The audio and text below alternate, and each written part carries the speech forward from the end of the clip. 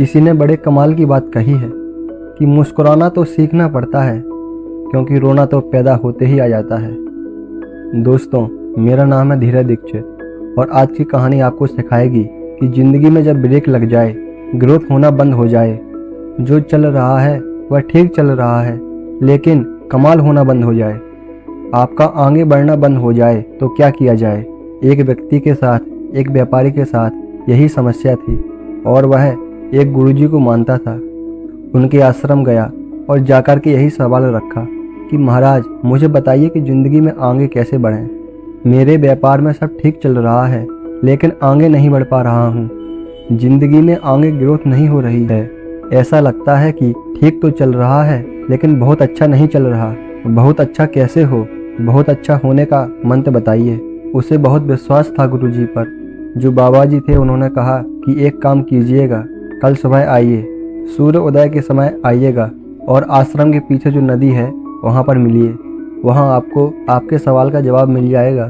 यह जो व्यापारी था घर गया और सोचने लगा कि क्या ऐसा है जो कल सूर्योदय के समय बताएंगे। व्यापारी पहुँच गया अगली सुबह तैयार होकर। वहाँ जाकर के देखा तो बाबा जी तपस्या में थे। नदी का पानी, साफ पानी बहता जा रहा था। बहती हुई नदी थी। बड़ा शीतल सा, निर्मल सा माहौल था। सब कुछ अच्छा था लेकिन उसे अपने सवाल का जवाब चाहिए था।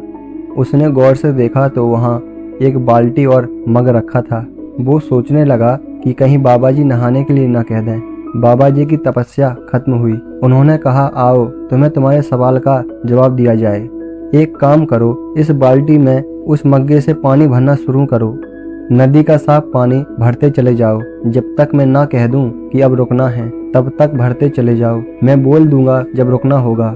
इसे लगा कि बाल्टी भर जाएगी तो अपने आप बोल देंगे। इसने भरना शुरू किया। मग से पानी भरता गया। थोड़ी देर में बाल्टी फुल हो गई लेकिन गुरुजी बोले नहीं, इसलिए वह भरते चले जा रहा था। पानी बहता चला जा रहा था। वापस पानी नदी में जा रहा था। यह समझ नहीं पा रहा कि क्या चाह रहे हैं गुरुजी। बहुत देर तक ऐसा चलता रहा लेकिन गुरुजी पर विश्वास था। यह उन्हें मानता था। इसे पता था कि कुछ न कुछ जरूर सीखने को मिलेगा। 20 से 25 मिनट हो गए। अब इसकी हिम्मत टूट गई और इसने पूछ लिया, माफ़ कीजिएगा गुरुजी, लेकिन मुझे मेरे सवाल का जवाब नहीं मिला। तो गुरुजी ने कहा कि तुम्हारे ही सवाल का जवाब बताने की कोशिश कर रहा हूँ, तुम समझ नहीं पा रहे हो। एक बात बताओ, नदी का साफ पानी बह कर के आ रहा है, वो इसमें रुक क्यों नहीं पा रहा है? व्यापारी ने कहा, क्योंकि बाल्टी भरी हुई है, पानी पहले से भरा है, अब और पानी कहाँ से बनेगा? गुरुजी ने कहा, बस यही बाल्टी तुम्हारा दिमाग है, पहले से भरा हुआ है। तुमको लगता है कि तुमको पहले से ही सब आता है।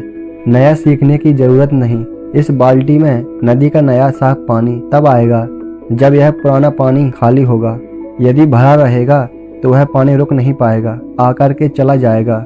एक कहानी छोटी सी लेकिन हमें सिखाती है, जिंदगी में यदि हम ग्रो करना चाहते हैं तो पुरानी चीज़ों को भूलकर कुछ नया सीखना होगा, कुछ नया लर्न करना होगा। क्योंकि जब हम बच्चे थे तो जो सिखाया जा रहा था वह सीखते जा रहे थे। हमें कुछ मालूम नहीं था, नया नया सीखने की इच्छा थी।